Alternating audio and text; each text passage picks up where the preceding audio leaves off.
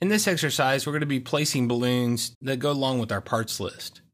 We're going to be continuing on the Battery Pack Revision 3 IDW that we just created and edited the parts list. We're going to go to the Annotative tab. Over to the far right, we have the Balloons option, and you'll notice we have an auto balloon. It's one of the funner commands. To me, anything's fun that saves me lots of time. I've spent hours and hours doing something that I just thought, I can't believe there's not a tool to automatically do it. And then once I find these magic tools, I'm like a kid in a candy shop. Just because this saves us so much time being able to go through and automatically place these in here. First thing it asks us is to select which drawing view we're going to add, and then what component. I window the whole thing. You notice I have it toggled on to ignore multiple instances. What that means is we have 8 screws in here. We don't need 8 balloons, one for each screw. We just need 1 balloon for all those screws. And then the next option we have is how do we want the balloons to show up? Do we want them to be just horizontal? If I hit select placement, it'll show them to me. All just be horizontal, all vertical. I found that usually placing them around does the best job. By no means does putting them around it do a good job, just does the best job. And you'll see what I mean as soon as I pick a point. I do have the options for some bomb settings and things in here that are grayed out right now because I only have the parts only bomb setting. So I don't have the option to go through and do a structured view. I only have the parts only. I do have the ability to come in here and override the default balloon shape. But if you're going to take the time to set up the styles for the balloons, you probably want to have the same one every time. So I get the balloons kind of where I want them just by moving my mouse around. You see how it kind of figures it out. Drop it in there and you hit apply or OK. You can see it does a halfway decent job. It just doesn't do a great job. So you get most everything you need. If you need additional balloons, you can come up and you can still come in here and say, hey, I want to label this one, even though there's already one in there. I want to label another one. Some of the stuff that doesn't show up good, you can come in here and manually add. Once you get all of your balloons in here, you can start editing them. And you can see sometimes it misses things. For instance, it missed our case here.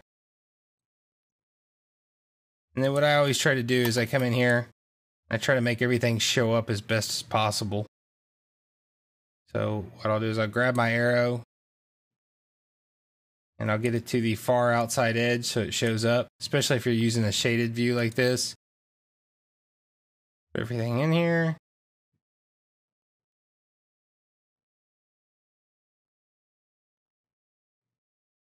And then I'll start rearranging my balloons. Now you do notice that it came in here and it messed me up because this 7 here, because I had that turned off just to show you that. So I'll override that and I'll renumber them so they're all in order. Because I like my balloons to go through order. This bumper here, even though I have it turned off, I put a balloon on it and it's going to show up as number 8 because even though it's turned off inside of there, it's still number 8. In real world, if you didn't have it on there, you wouldn't want to show it. So we take that balloon off. We could come in here and start aligning things. Click on those little green dots there. Remember the little green men. And then we can do things like right click and tell it to attach a balloon from the list. So say our silicone, add it to here. So now I'm adding silicone there. I'm going to add silicone on my batteries as well. I can come in here. I can grab this one and basically drag it across so that it lines up with the other one.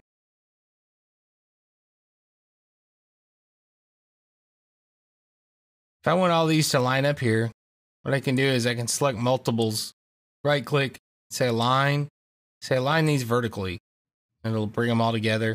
I can also come in here and say vertical offset, so it will put them evenly spaced, so you get a nice straight row.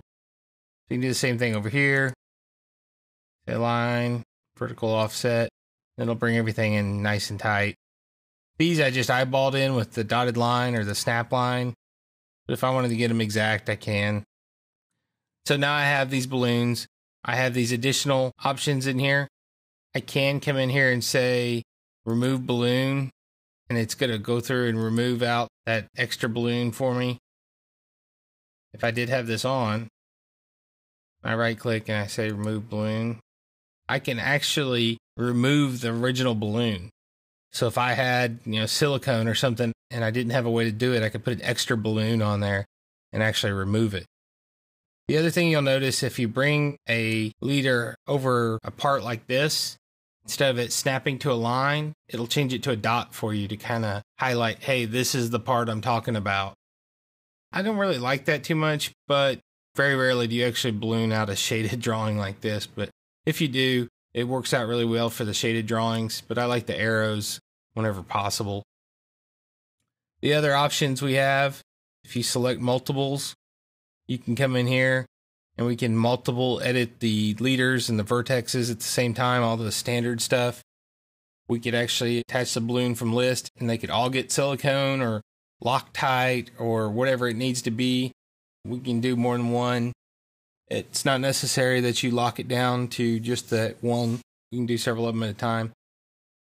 So you can see that ballooning is very easy to do, and it's also one of the funner things to do.